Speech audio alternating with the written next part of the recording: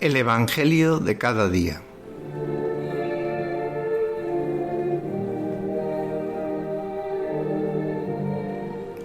Reflexión, oración, valores para la vida.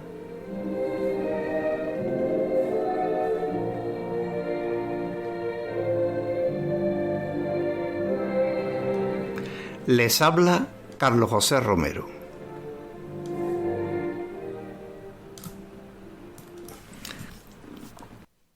Buenos días. Hoy, 9 de agosto de 2020, celebra la Iglesia la festividad de Santa Edith Stein o Teresa Benedicta de la Cruz, monja carmelita, que nace en Breslau, Alemania, a finales del siglo XIX y muere en 1942 en una cámara de gas de Auschwitz. La vida de esta santa es difícil de sintetizar en pocas palabras.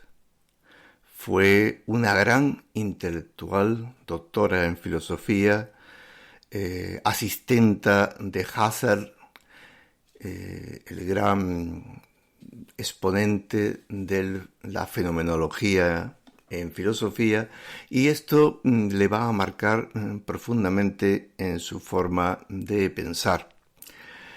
Pero no solamente en su forma de pensar, sino que a través de la fenomenología descubre la importancia del amor, la importancia de darse a los demás, y de hecho en la Primera Guerra Mundial pues realiza un voluntariado absolutamente insigne, ejemplar, etcétera, etcétera, ¿no?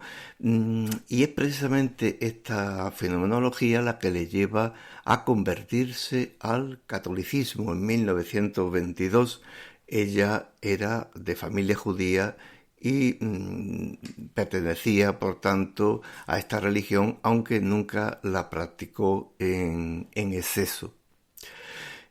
El bautismo va a marcar profundamente la vida de Edith Stein, al igual que lo hicieron los escritos de Santa Teresa de Jesús.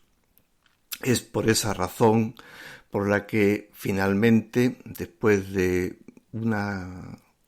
muchos años de reflexión y meditación, pues decide ingresar como monja en las Carmelitas Descalzas.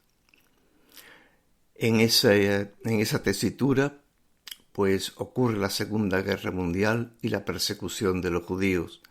Ella ha de huir a Holanda y incluso estuvo a punto de poderse salvar de la persecución de los nazis y poderse ir a Suiza, pero finalmente pues no se llevó a cabo. Entonces, a pesar de ser cristiana, sin embargo, sufrió también la persecución, la misma persecución de su pueblo judío, que finalmente pues terminó, como digo, en la cámara de gas de Auschwitz.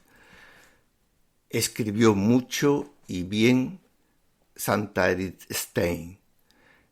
De hecho, el estudio de toda su obra fue lo que retrasó finalmente su beatificación y posteriormente su canonización por Juan Pablo II en 1998. Bien, hoy vamos a comentar el Evangelio del día. Continuamos con el de San Mateo, capítulo 14, versículos 22 al 36. Después que la gente se hubo saciado, enseguida Jesús apremió a sus discípulos a que subieran a la barca y se le adelantaran a la otra orilla, mientras él despedía a la gente. Y después de despedir a la gente, subió al monte a solas para orar. Llegada la noche, estaba allí solo. Mientras tanto, la barca iba ya muy lejos de tierra, sacudida por las olas, porque el viento era contrario. A la cuarta vela de la noche se les acercó Jesús andando sobre el mar. Los discípulos, viéndole andar sobre el agua, se asustaron y gritaron de miedo, diciendo que era un fantasma. Jesús les dijo enseguida: «Ánimo, soy yo, no tengáis miedo». Pedro le contestó: «Señor, si eres tú, mándame ir a ti sobre el agua». Él le dijo: «Ven». Pedro bajó de la barca y echó a andar sobre el agua acercándose a Jesús. Pero al sentir la fuerza del viento le entró miedo. Empezó a hundirse y gritó: «Señor, sálvame». Enseguida Jesús extendió la mano, lo agarró y le dijo: «Hombre de poca fe, ¿por qué has dudado?». En cuanto subieron a la barca, amainó el viento. Los de la barca se postraron ante él diciendo: «Realmente eres Hijo de Dios». Terminada la travesía, llegaron a tierra en Genesaret, y los hombres de aquel lugar, apenas lo reconocieron, pregonaron la noticia por toda aquella comarca y le trajeron a todos los enfermos. Le pedían tocar siquiera la orla de su manto, y cuantos la tocaban quedaban curados. Bien, ¿qué podríamos nosotros destacar en este Evangelio? Teológicamente podríamos decir algunos pequeños apuntes. Fijémonos en que Jesús va a orar solo. Ahora sí lo va a conseguir. Después, acuérdense de la tentativa anterior. Mientras la Iglesia, es decir, los apóstoles que están en la barca, navega en medio de una tormenta separada de Jesús y parece hundirse y tiene miedo. En esos momentos, Jesús, cuando llega a ellos, no es reconocido hasta que les dice: «Ánimo, soy yo, no tengáis miedo». Pedro le pide una prueba, pero luego se lanza con ansia, con coraje, con fe, pero cuando llega el viento contrario, duda y se hunde. Tiene que rescatarlo Jesús. ¿Por qué has dudado?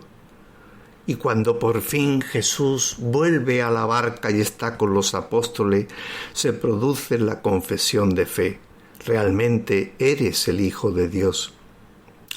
Tendríamos que decir también, como Sicre, cuando comenta este relato, que tiene la misma construcción teológica que las apariciones del resucitado, con todo lo que ello realmente significa. Es un anticipo de lo que va a ocurrir.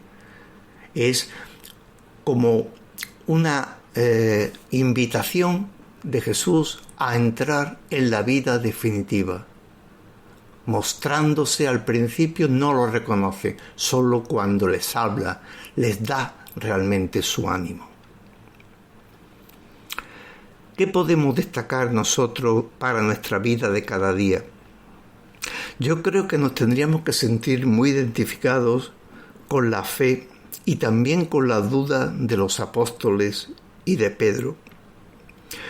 Los problemas personales, los de nuestra sociedad, la terrible pandemia, son como ese mar embravecido que nos aboca a la muerte del alma y del cuerpo.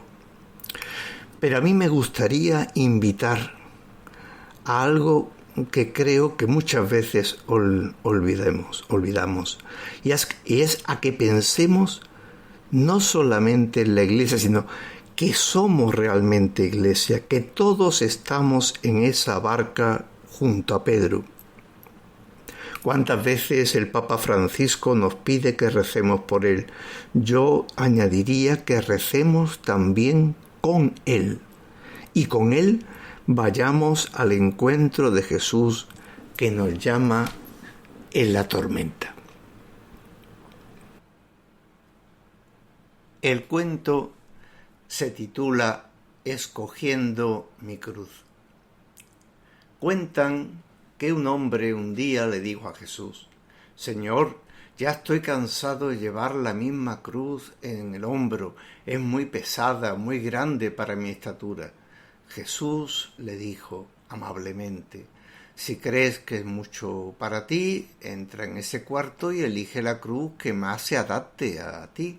El hombre entró y vio una cruz pequeña pero muy pesada que se le encajaba en el hombro y le lastimaba. Buscó otra, pero era muy grande y muy liviana y le hacía estorbo. Tomó otra, pero era de un material que raspaba. Buscó otra y otra y otra, hasta que llegó a una que sintió que se adaptaba a él.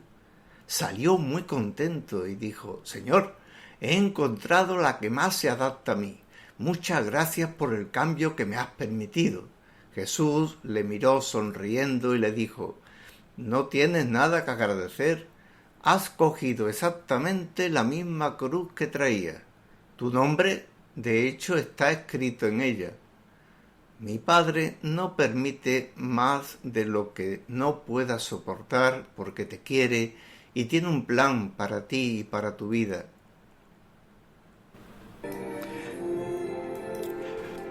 Nada más por hoy. Buenos días.